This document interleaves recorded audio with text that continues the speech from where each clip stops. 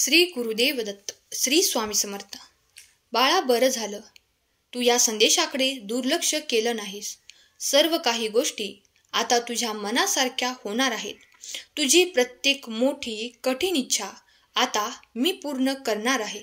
होय बाळा, ज्यांनी तुला त्रास दिले आहेत, दुःख दिले आहे, त्यांना अद्दल मी आता घडवणार आहे. तू फक्त माझ्यावरती विश्वास ठेव आणि हा संदेश तू शेवटपर्यंत ऐक. माझ्यावर विश्वास असेल तर व्हिडिओला लाईक कर आणि चॅनलला सबस्क्राईब कर. बाळा, तू फक्त एकच माझ्याकडे मागतोस. हे भगवंता, तुझी अनंत कोटी धन्यवाद. असेच तू बालकावर माझ्यावर प्रेम कर आणि तुझ्या चरणाजवळ आम्हाला ठेव, कारण तू सोडून आम्हाला दुसरे कोणीच नाही. फक्त तुम्ही ही एवढी प्रार्थना स्वामींना करत असता आणि ती स्वामींपर्यंत पोचत असते. या प्रार्थनेबरोबरच तुम्ही आपले कर्म चांगले ठेवा.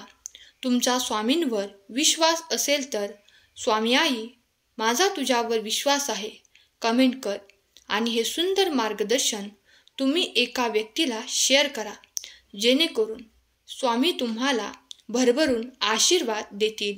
स्वामी भक्तांनो, माणसाचे विचार हे खूप महत्त्वाचे असतात. स्वामी महाराजांनी सांगितल्याप्रमाणे तुम्ही आचरण केले तर तुमच्या जीवनात नक्कीच तुमच्यासाठी सर्व काही सुखद असेल.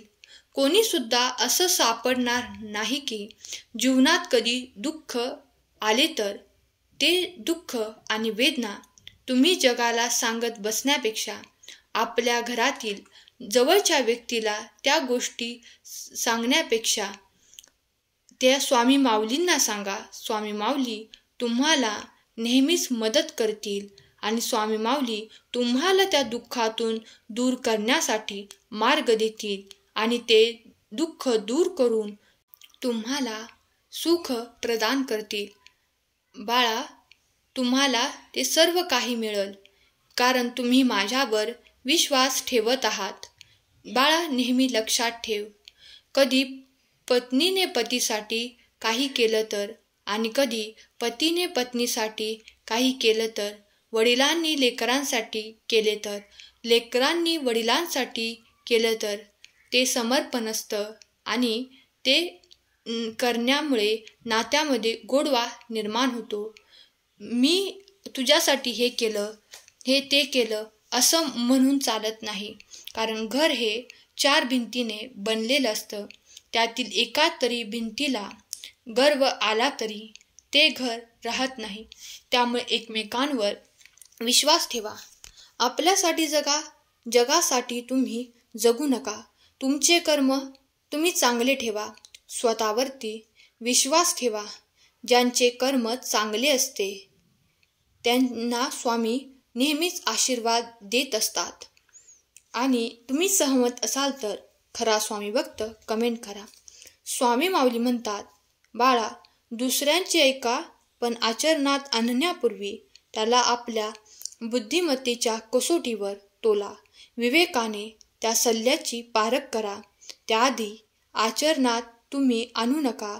कोणतीही संकटे आली तरी गुरूंची कास तुम्ही सोडू नका. संकटे पूर्वकर्मामुळे येत असतात. गुरुकृपेमुळे संकटाला सामोरे जाण्याची आपल्याला शक्ती मिळते. संकटातून आपण लवकर सुटून जातो. त्यामुळे कितीही मोठे संकट आले तरी ते आपल्या गुरूंचरणी सोपवून द्या आणि स्वामी माऊलींवरती विश्वास ठेवून खंबीरपणे एक पाऊल पुढे तुम्ही टाकत चला. तुला तुझ्या माऊलींची साथ नक्कीच मिळणार आहे. ते तू बघशीलच, कारण स्वामी आहेत आपल्या लाडक्या भक्ताला कधीही एकटे पडू देणार नाहीत, कधीच एकटे सोडणार नाहीत.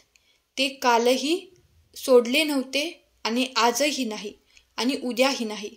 म्हणूनच तर स्वामी आई म्हणतात, भिवू नको बाळा, मी तुझ्या पाठीशी आहे.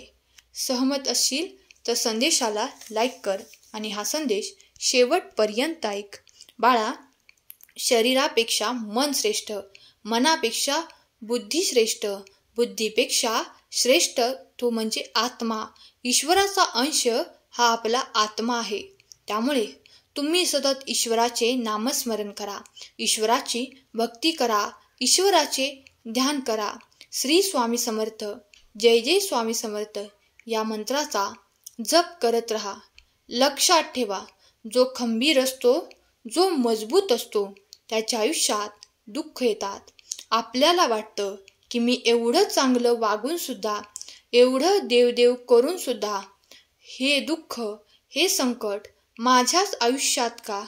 तर एक गोष्ट लक्षात ठेवा, जो मजबूत असतो त्याचीच पारख केली जाते. दगडाला सुद्धा टाकीचे घाव सोसल्याशिवाय देव पण येत नाही. तर आपण तर शेवटी माणसं आहोत. भक्तांनो, जगात सगळ्यात हिमतीची गोष्ट काय असेल तर जिथे तुमची गरज नाही तिथून निघून जाणं. प्रत्येकाला वाटत असतं आपणही कोणासाठी महत्त्वाचं असावं, आपल्या असण्याचा कोणाला तरी फरक पडावा. जिथे किंमत नाही तिथून निघून जायला शिका. तिथून निघून जायला खूप हिंमत लागते. मग ते काहीही असो, एखादे नाते असो, नोकरी किंवा घर, काहीही.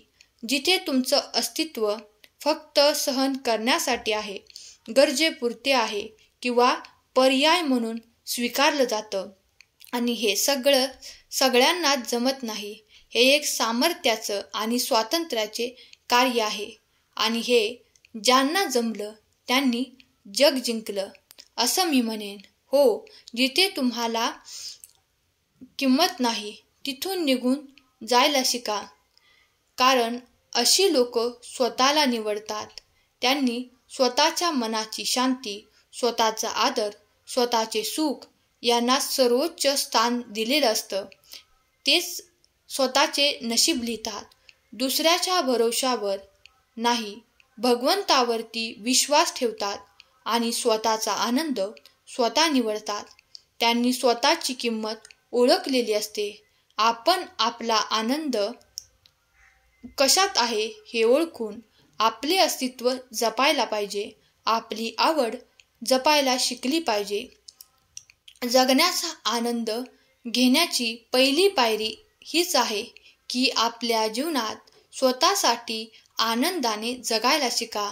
शेवटी जगाला आपली किंमत सांगण्यात वेळ वाया घालवू नका. स्वतःला समजून घ्या, स्वतःला स्वीकारा आणि स्वतःवर इतके प्रेम करा की जगाला तुमची हरवण्याची भीती वाटेल. स्वतःवरती विश्वास असेल तर आपला भगवंत आपल्यासोबत कायम असतो. स्वतःवरती विश्वास ठेवून चांगले कर्म आपण करायला पाहिजे. जिथे आपल्याला मान नाही, किंमत नाही, इज्जत नाही, तिथे चुकूनही थांबायचे नाही. कोणी जा म्हणण्याच्या अगोदर आपण तिथून निघून जायला पाहिजे.